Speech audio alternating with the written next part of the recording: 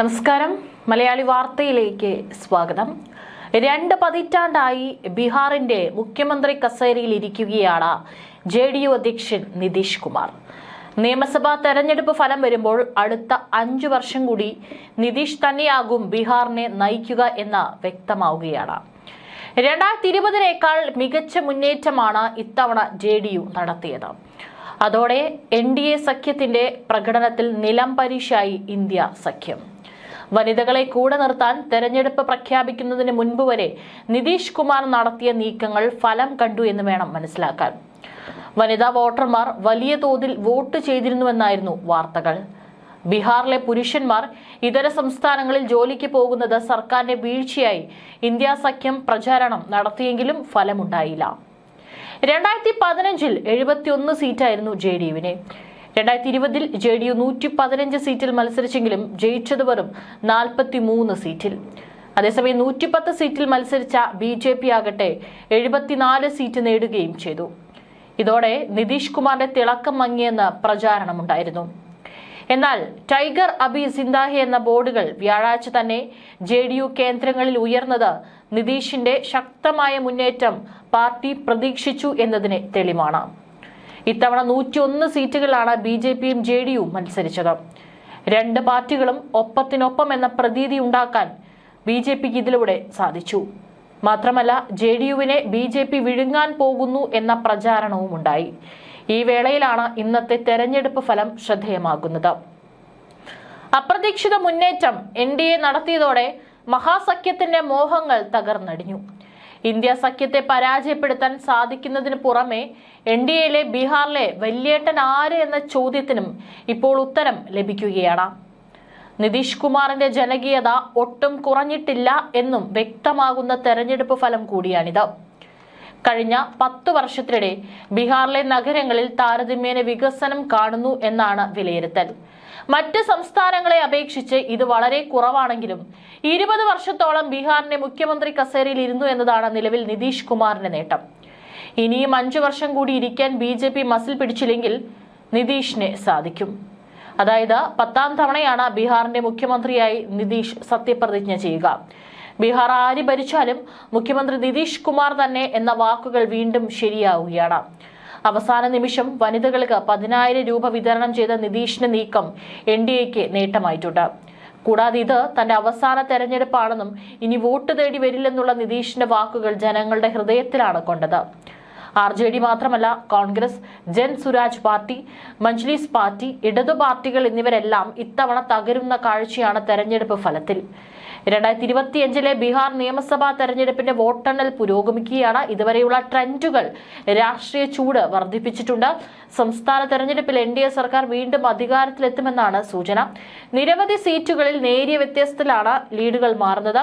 2 സഖ്യങ്ങൾക്കിടയിലുള്ള വിടവ് കൂടുതലായതിനാൽ മഹാസഖ്യം പിന്നിലാണെന്ന് ട്രെൻഡുകൾ കാണിക്കുന്നു.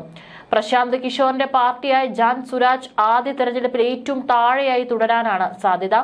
ബീഹാറിൽ വോട്ടെണ്ണൽ പുരോഗമിക്കുമ്പോൾ 190 സീറ്റുകൾക്ക് മുകളിൽ ലീഡ് നേടി NDA മുന്നേറുകയാണ്. മഹാസഖ്യത്തിന് 50-ൽ താഴെ സീറ്റുകളിൽ മാത്രം ലീഡ്. കോൺഗ്രസ് 7 സീറ്റുകളിൽ മാത്രം മുന്നിൽ. വോട്ടെണ്ണൽ 2 മണിക്കൂർ പിന്നിടുമ്പോഴും NDAയ്ക്ക് തന്നെയായിരുന്നു വൻ ഭൂരിപക്ഷം ഉണ്ടായിരുന്നത്. 2020-നേക്കാൾ മികച്ച മുന്നേറ്റമാണ് NDAയ്ക്ക് ലഭിക്കുന്നത്. ബീഹാറിൽ JDU വലിയ ഒറ്റകക്ഷിയായി.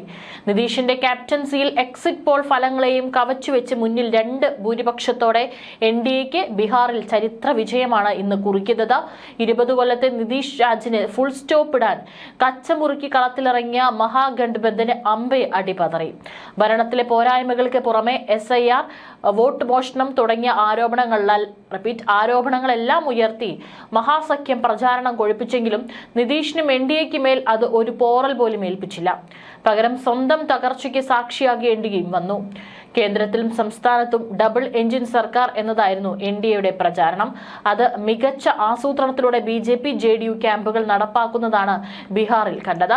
നിതീഷ് കുമാറിനൊപ്പം കാലങ്ങളായി ഉറച്ചു നിൽക്കുന്ന EBC, അതായത് എക്സ്ട്രീം ബാക്ക്വേർഡ് ക്ലാസ് വോട്ടും സ്ത്രീകളുടെ വോട്ടും BJPയുടെ വോട്ട് ബാങ്കും ചേർന്ന് വിജയം സുനിശ്ചിതമാക്കി. 20 കൊല്ലം തുടർച്ചയായി മുഖ്യമന്ത്രി പദത്തിലിരിക്കുന്ന ഒരു നേതാവിനെതിരെ വികാരമുയരാമെങ്കിലും അതിനെ ഇലക്ഷൻ എഞ്ചിനീയറിംഗിലൂടെ ഇല്ലാതാക്കാനും NDAക്ക് കഴിഞ്ഞു. പ്രതിപക്ഷം അധികാരത്തിലെത്തിയാൽ ജംഗിൾ രാജ് മടങ്ങിവരുന്ന NDA ആവർത്തിച്ചു. RJD നേതാവ് തേജസ്വി യാദവിനെ ബീഹാർ മുഖ്യമന്ത്രിയാക്കാനാണ് ലാലു പ്രസാദ് യാദവിന്റെ മോഹമെന്നും മകൻ രാഹുലിനെ പ്രധാനമന്ത്രിയാക്കാനാണ് സോണിയാഗാന്ധി ആഗ്രഹമെന്നും എന്നാൽ ഈ രണ്ട് കസേരകളും ഒഴിവില്ലെന്ന് അമിത്ഷാ വിമർശിച്ചതും ഓർമ്മിക്കേണ്ടതാണ്. ജംഗിൾ രാജ്, കുടുംബാധിപത്യം, അഴിമതി തുടങ്ങിയ പ്രതിപക്ഷത്തെ മുറിപ്പെടുത്താനുള്ള സകല ശരങ്ങളും മഹാഗഠബന്ധനും അതിന്റെ നേതാക്കൾക്ക് നേരെ NDAയുടെ കോട്ടകളിൽ നിന്ന് തൊടുക്കപ്പെട്ടു. അവ ലക്ഷ്യം കാണുകയും ചെയ്തു. BJP, JDU, LJP, Jithin Ram മാഞ്ചിയുടെ Hindustani ആവാം മോർച്ച, ഉപേന്ദ്ര കുശ്വാഹയുടെ രാഷ്ട്രീയ ലോക് മോർച്ച എന്നിവരാണ് NDAയുടെ സഖ്യമായി തെരഞ്ഞെടുപ്പിനിറങ്ങിയത്. 101 സീറ്റുകളിൽ വീതമാണ് BJPയും JDU മത്സരിച്ചത്. നിതീഷ് കുമാറിന്റെ നേതൃത്വത്തിലാണ് NDA തെരഞ്ഞെടുപ്പിനെ നേരിടുന്നതെന്ന് BJP ദേശീയ നേതാക്കൾ പ്രചാരണവേളയിൽ ആവർത്തിച്ചു. നിതീഷ് കുമാറിന്റെ സ്വീകാര്യതയെ ക്യാപിറ്റലൈസ് ചെയ്യുക എന്നതായിരുന്നു ഇതിലൂടെ നടന്നത്. നിതീഷിനെ പോലെ മറ്റൊരു നേതാവ് JDUയിൽ ഇല്ല എന്നതും അന്തരിച്ച സുശീൽ മോദിയെ പോലെ തലപ്പൊക്കമുള്ള മറ്റൊരു നേതാവ് BJPക്കും സംസ്ഥാനത്തില്ല എന്നതും വാസ്തവമാണ്. അതിനാൽ തന്നെ ചേർന്ന് നിന്ന് പോരാട്ടത്തിനിറങ്ങുക എന്നതായിരുന്നു NDAക്ക് മുന്നിലുണ്ടായിരുന്ന ബെസ്റ്റ് ഓപ്ഷൻ. അത് പ്രയോഗിച്ചപ്പോൾ വിജയം കൂടെ പോന്നു. മുൻ തെരഞ്ഞെടുപ്പുകളെ അപേക്ഷിച്ച് പോളിംഗ് ശതമാനവും സ്ത്രീകളുടെ വോട്ടിംഗ് ശതമാനവും ഉയർന്ന് രേഖപ്പെടുത്തിയ തെരഞ്ഞെടുപ്പായിരുന്നു ഇത്തവണത്തേത്. സ്ത്രീകളുടെ വോട്ടിംഗ് ശതമാനം വർദ്ധിക്കുന്നത് നേട്ടമാവുക നിതീഷ് സർക്കാരിനായിരിക്കുമെന്ന് വിലയിരുത്തപ്പെട്ടിരുന്നു. അത് സംഭവിച്ചുവെന്നാണ് ഈ തെരഞ്ഞെടുപ്പ് ഫലം വ്യക്തമാക്കുന്നത്. ബീഹാറിൽ എന്തെങ്കിലും വിധത്തിൽ നിതീഷിന് അടിപതറിയാൽ അത് ഡൽഹിയിലെ NDA സർക്കാരിന്റെ നിലനിൽപ്പിനെയും സാരമായി ബാധിച്ചേക്കുമായിരുന്നു. രാഷ്ട്രീയത്തിൽ ചാഞ്ഞും ചെരിഞ്ഞും പിന്നെ മലക്കം ചാടിയും എതിരാളികളെയും ഒപ്പം നിൽക്കുന്നവരെയും ഞെട്ടിക്കുന്ന പാരമ്പര്യത്തിനുടമയാണ് നിതീഷ്. ആ നിതീഷിനൊപ്പം കൂട്ടിയാണ് മൂന്നാം മോദി സർക്കാർ 2024 നിലവിൽ വന്നത്. കഴിഞ്ഞ തവണ നിതീഷിന് ഒതുക്കാനായിരുന്നു BJPയുടെ ശ്രമമെങ്കിൽ ദേശീയ തലത്തിൽ ഭീഷണി തലയ്ക്ക് മുകളിലായതുകൊണ്ട് ഇത്തവണ അത്തരമൊരു ഉദ്യമത്തിന് BJP മുതിർന്നില്ല. നിതീഷിനെ മുഖ്യമന്ത്രി പദം നിഷേധിച്ചാൽ മോദിയുടെ തന്നെ ഭാവി തുലാസിലാകുമായിരുന്നു. അതിനാൽ തന്നെ നിതീഷിനെ അംഗീകരിച്ചുകൊണ്ടുള്ള നീക്കത്തിനാണ് ഇത്തവണ BJP ശ്രമിച്ചത്. ആ തിരിച്ചറിവിൽ ഊന്നി തന്നെയായിരുന്നു ബീഹാറിലെ BJPയുടെ നീക്കവും. NDAയിലെ പ്രമുഖരായ JDUവും BJPയും 101 സീറ്റുകളിൽ വീതമാണ് മത്സരിച്ചത്.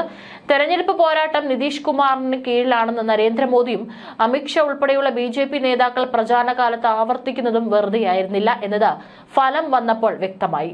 ബീഹാറിലെ വോട്ടർ പട്ടിക പരിഷ്കരണ നടപടിയായ SIR സർക്കാരിനെ അടിക്കാൻ പ്രതിപക്ഷം ഉപയോഗിച്ച വടിയായിരുന്നുവെങ്കിലും അത് തിരഞ്ഞെടുപ്പിൽ വലിയ ചലനം സൃഷ്ടിച്ചില്ല. മാത്രമല്ല, രാഹുൽ ഗാന്ധി ഉയർത്തിയ വോട്ട് മോഷണ ആരോപണം തിരഞ്ഞെടുപ്പിൽ ചർച്ചയായില്ല. ഹരിയാന തെരഞ്ഞെടുപ്പിൽ വലിയ ക്രമക്കേടുകൾ നടന്നെന്ന് ആരോപിച്ച് രാഹുൽ ഗാന്ധി വാർത്താ സമ്മേളനം നടത്തിയത് ബീഹാറിലെ ആദ്യഘട്ട വോട്ടെടുപ്പ് ദിനമായ നവംബർ 6 തൊട്ട് തലേന്നായിരുന്നു. എന്നാൽ ബീഹാറിലെ പോളിംഗ് ബൂത്തുകളിൽ SIRോ വോട്ട് മോഷണമോ വിഷയമേ ആയില്ലെന്നാണ് തെരഞ്ഞെടുപ്പ് ഫലം കാണിച്ചു തരുന്നത്. റെക്കോർഡ് പോളിംഗ് ആയിരുന്നു ഇക്കുറി രേഖപ്പെടുത്തിയത്. 66.91%. 2 ഘട്ടമായി നടന്ന തെരഞ്ഞെടുപ്പിൽ ആദ്യഘട്ടത്തിൽ 65.08%, രണ്ടാം ഘട്ടത്തിൽ 68.76% പോളിംഗ്.